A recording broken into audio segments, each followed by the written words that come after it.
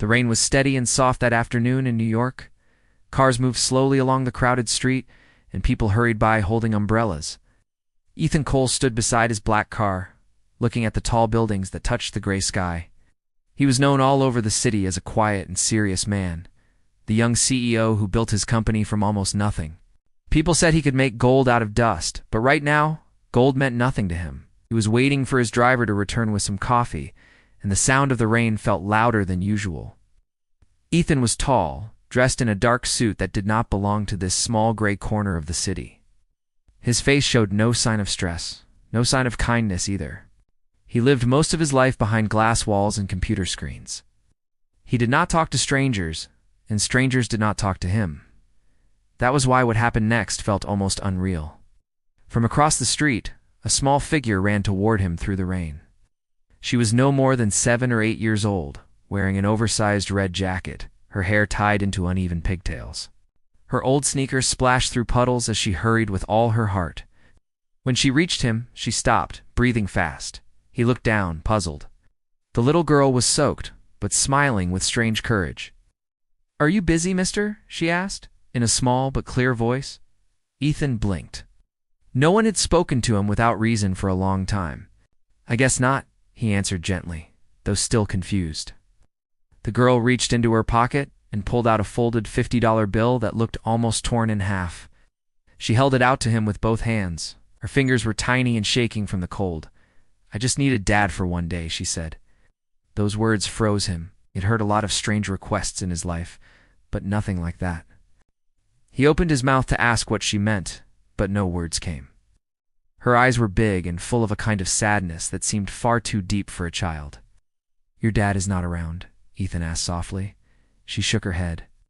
"Mom is working all day at the flower shop. Tomorrow is my birthday, and they are doing something at school, like a daddy day. Everyone has to bring their dad. I don't have one, so I thought maybe I can hire one. I saved this money from Christmas." $50 is a lot, right? Ethan looked at the small wet bill in his hand and then at her hopeful face. He wanted to say no. He wanted to say that this was not right, that she should ask a friend, a teacher, anyone else. But the words would not come. For the first time in years, his heart spoke before his mind. He bent down on one knee so that his eyes met hers. "What's your name?" he asked. "Lily," she answered. "Well, Lily, I think $50 is too much for just one day," he said with a small smile that surprised even himself. "How about I work for free?" Her face lit up like sunlight breaking through the clouds. She clasped her small hands together and almost laughed. "You mean it, yes?" Ethan said quietly. "I'll be there." At that moment his driver returned, confused to see his boss bending down to talk to a little girl. Ethan stood up, feeling something strange in his chest. He told Lily to write down where her school was, and she carefully drew a map on the back of a small piece of paper. After she left, skipping through the puddles, Ethan looked at the paper again. The child's handwriting was uneven, full of smudges, but it looked more important than any business contract he had ever signed. That night, in his high apartment that overlooked the city lights, Ethan could not stop thinking about the little girl. He kept seeing her small face full of hope. Every sound of the rain outside reminded him of her voice. He poured himself a glass of water, sat by the window, and looked out at the glowing streets below. For years he had measured his worth by the size of his company and the number of zeros on his bank statement. Yet this simple meeting made all of that feel hollow. Wondered what kind of life Lily had, what kind of woman her mother was. There was warmth hidden behind that child's courage, a kind of love that he had never known. For the first time in a long time, Ethan felt something real stir within him. It was not pity, not charity, but a feeling of connection that he did not understand. When morning came, the rain stopped, leaving the city clear and shining. Ethan dressed not in his usual sharp suit, but in a simple shirt and jacket. He looked in the mirror and hardly recognized himself. There was a small, quiet smile on his face. Did not know what the day would bring. But part of him already knew that one small girl with a wrinkled $50 bill had changed everything. The morning was bright and full of sun when Ethan reached the small school at the edge of Brooklyn. He parked his car a short walk away so he would not draw attention. He felt both nervous and strange. He had led hundreds of meetings with the most powerful men in business, but now his hands were a little shaky as he fixed his collar. He could not stop thinking about the promise he had made to Lily. The schoolyard was busy with laughter and noise. Children ran around holding the hands of their fathers. Many held balloons and some wore paper crowns. Ethan stood near the gate, unsure where to go, and he saw Lily running across the yard toward him, her red jacket flapping behind her. Her smile was so wide and pure that every trace of doubt in his mind faded away. "You came," she said, holding his hand as if they had known each other forever. "I said I would," Ethan replied with a soft smile. He looked at the small children and their fathers. Most of them wore worn jeans or simple jackets. He did not fit in, but Lily did not care, and somehow that made him stand taller. The teacher gathered all the students and fathers together on the school field. She asked everyone to introduce themselves. One by one, the fathers stood and gave their names and jobs. When it was their turn, Lily lifted her chin proudly. "This is my dad. His name is Ethan," she said loudly. "He's really tall and good at numbers." The teacher smiled kindly, and Ethan nodded with a polite greeting. The simple act of being called Dad made something inside him twist and warm. He could not explain the mix of happiness and ache that filled his chest. The class played games where fathers built small paper kites with their kids. Ethan had never built anything by hand for fun before. First he was clumsy, but Lily guided him with patience far beyond her years.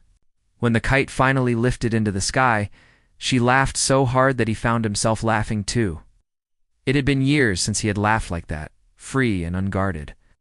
After the event, Lily showed Ethan the way to a small diner near her home. "Mom says they have the best pancakes," she said as they walked.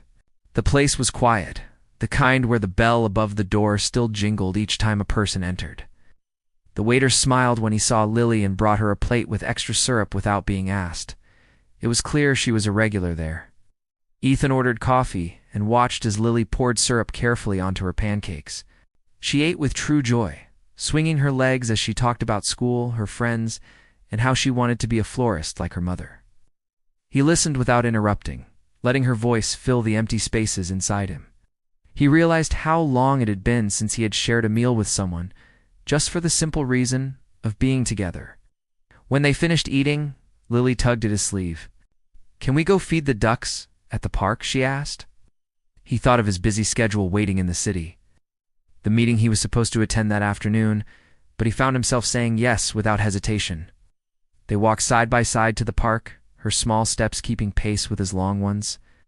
They bought a bag of breadcrumbs from a vendor, and Lily threw them to the ducks with loud giggles. She asked endless questions about his life, and he tried his best to answer in simple words. "Do you live alone?" she asked suddenly. "Yes," he admitted. "It has always been only me." "Then you must be lonely," she said kindly. "Maybe you should plant flowers like Mom. Flowers keep people company." Her words hit him gently but deeply. The innocence in them carried more wisdom than the speeches he heard from the smartest minds in business. As the sun began to lower, she took his hand again. "Come with me. You can meet Mom. She wanted to thank you for helping me today." Ethan hesitated but followed her across quiet blocks until they reached a small flower shop with a faded sign that read "Bloom and Grace." The smell of roses and lavender floated in the air. Inside stood a woman arranging fresh blossoms in a glass jar. She looked up when the bell above the door rang. Her hair was dark and neatly tied back, her eyes warm but tired. "Mom, this is Ethan," Lily said proudly. "It was my dad for today." The woman looked puzzled, then smiled politely, though her eyes questioned him. "See," she said softly. "Well, thank you for being there for her." Ethan nodded. "It was my pleasure. She is a very special girl." Grace, as he soon learned her name to be, wiped her hands and asked if he wanted some tea. Ethan declined politely, but before leaving, he looked around the shop. Every corner held life and color, and for a brief moment he felt something rise in him that was not loneliness, but curiosity and quiet admiration.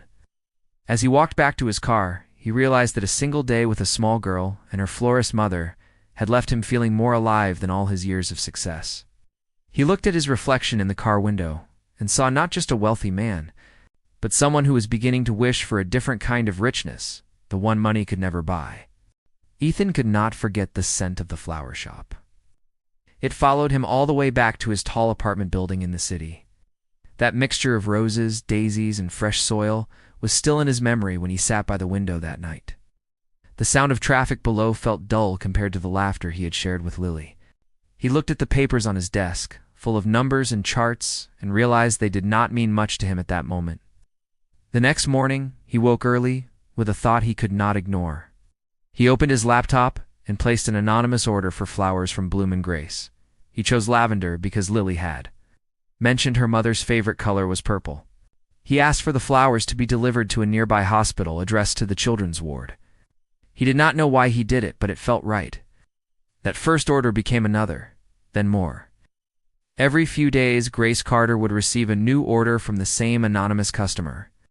Sometimes the bouquet was for a school library, other times for a nursing home. She wondered who would spend so much money to send kindness to strangers.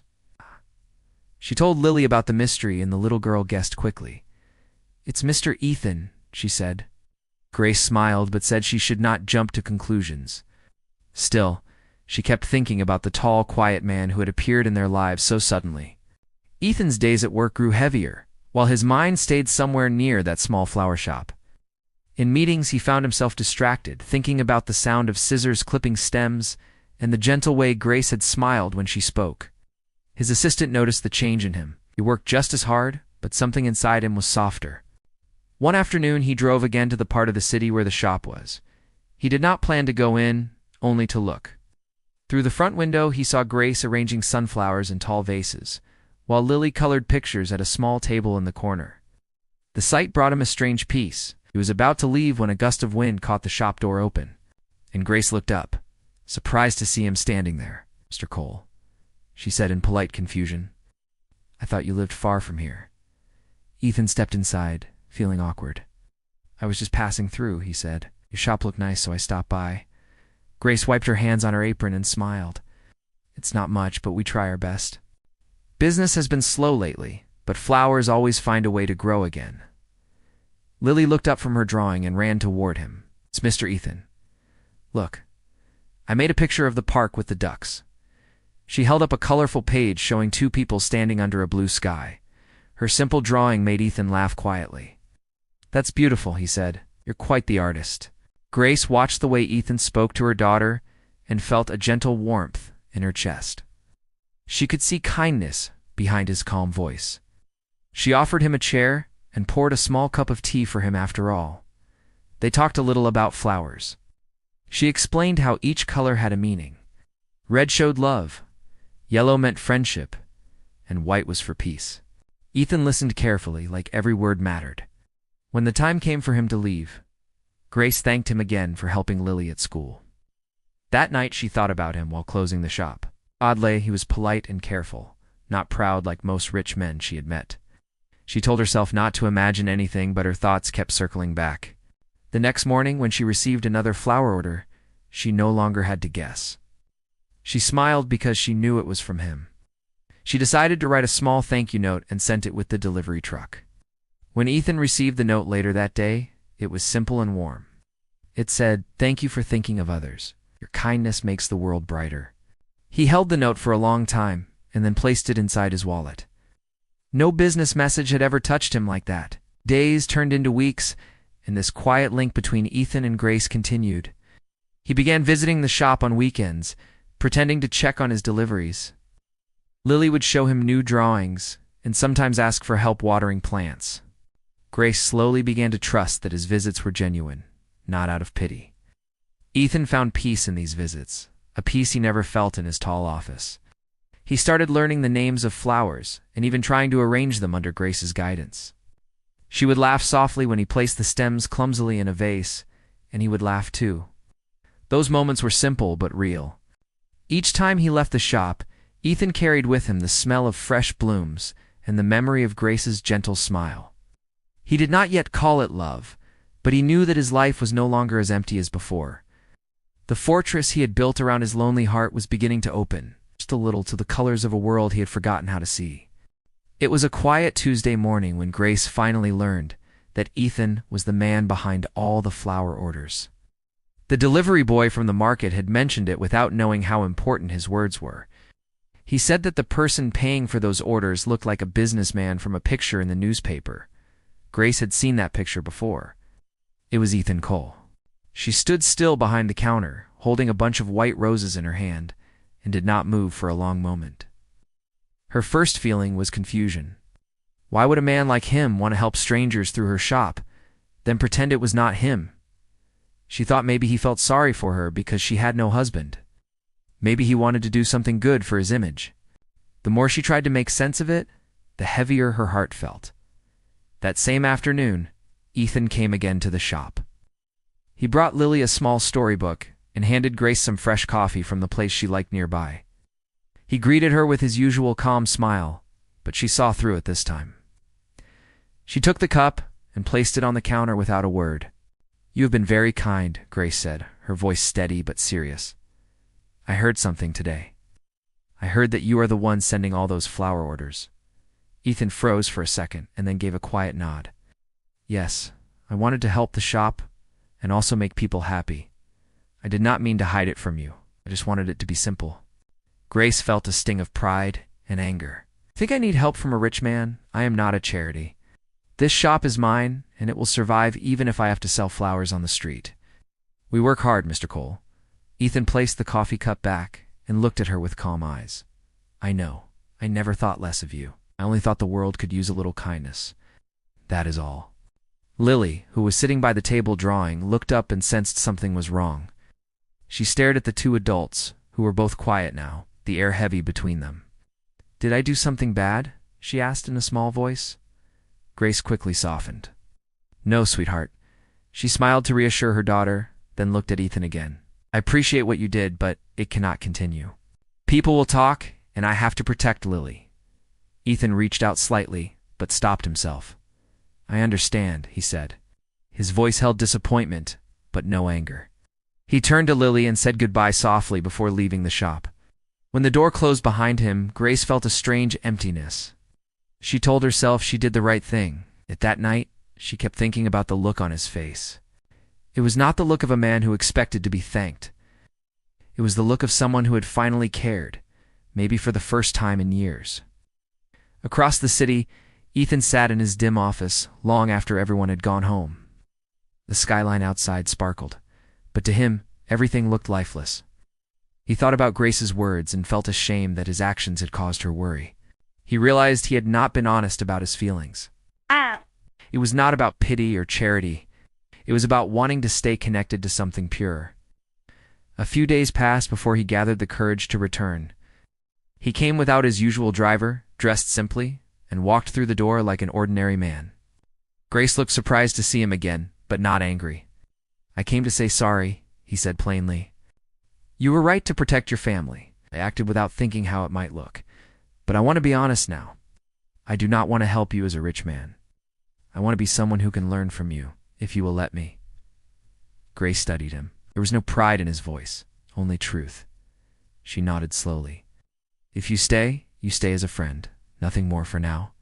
My life is simple. I cannot give promises." "That is all I ask," Ethan replied.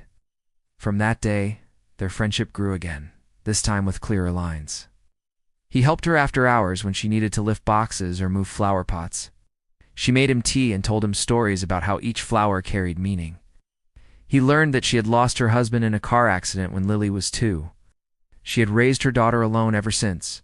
Ethan listened more than he talked. Grace saw how he tried to understand her world. Sometimes he asked if she missed her husband, and she would smile sadly and say, "Every day." But missing him does not mean I stop living. Those words stayed with him long after he went home. For the first time in his life, Ethan felt that love was not about owning or saving someone. It was about being there, quietly, with open hands instead of closed fists. And though he did not say it out loud, he knew that the woman in the little shop and her brave daughter had already become part of him in ways he could not explain. Days turned into weeks, and Ethan became a regular part of Grace and Lily's world. As every Saturday morning he arrived at the flower shop, sometimes bringing breakfast from the diner or a new book for Lily. Grace no longer asked why he came. She could see that he found peace among the flowers, and she let him stay. He helped her sweep the floors, trim stems, and carry boxes of fresh blooms from the back room. He often joked about how slow he was at it, but Grace liked the sight of him trying to fit in with their simple rhythm. Lily loved to stand between them, pretending to be the shop manager, giving silly orders. "Ethan, you missed that leaf." "Mom, you forgot the tag on the daisies." Her laughter filled the small space like music, and even customers noticed how warm the shop had become. One old lady who came every week said that Bloom and Grace did not just smell of flowers anymore, it smelled of happiness too. One afternoon, as sunlight poured through the windows, Ethan and Grace worked together, planting a small garden behind the shop. It had once been an empty alley with cracked tiles, but Grace had dreamed of turning it into a green space for children and neighbors. Ethan helped carry pots of soil and wooden boards, following her careful directions. They planted rows of daisies, marigolds, and jasmine. Lily ran around with a small watering can, pretending to be the head gardener. When evening came, the three of them sat on a wooden bench, watching the first golden light touch the new leaves. Grace looked tired but happy. "It's not much yet, but soon it will be full of color," she said. Ethan nodded, watching her face glow in the sunlight. "It's already full of color," he said softly. He did not mean the flowers. He meant her and the quiet life she had created out of loss. Strong, but gentle. Grace looked away, feeling awkward but touched by his words. She stood up and brushed the dirt from her hands. "We should go inside before Lily catches a cold," she said. But that evening, she could not stop thinking about the way he looked at her. At Ethan's company, things were not as peaceful. His board members complained that he was spending too much time away from the office. They whispered that he was distracted, even careless. Some newspapers had started to notice his visits to the small flower shop in Brooklyn. One article hinted that the famous businessman had found a new love among the common people. Ethan ignored the noise, but it began to reach Grace's ears too. One morning, a customer showed her the article from a magazine with a smirk on her face. "Looks like your rich friend is making news," the woman said. Grace tried to smile, but her hands shook slightly. She had worked too hard to build her small world to let gossip break it apart. That evening, when Ethan arrived at the shop, she told him about it. "People are talking," she said quietly. "They think you are helping me because you feel sorry for me. I cannot let them paint you as some careless hero, and me as a poor woman waiting to be saved." Ethan looked at her with calm eyes. "I don't care what they say. You and Lily are my friends. I will not hide that." Grace shook her head. "Shh, you might not care, but I do. The world will turn this into something ugly, and Lily will hear about it. I cannot let her think that her mother is someone people whisper about." It was the first real argument they ever had. Lily, who had been watering the plants behind the counter, pretended not to listen, but she noticed how both voices trembled with sadness, more than anger. That night, Grace sat at home staring at the empty flower pots outside her window. She knew she cared for Ethan, maybe more than she wanted to admit. But her fear of losing her peace was stronger than her feelings. She told herself that she was doing what was right for her daughter. Across the city, Ethan stood in front of his wide office window, staring at the city lights. He had given so much of himself to his company that he did not know who he was without it. Yet now, when Grace pulled away, the success around him felt hollow and cold.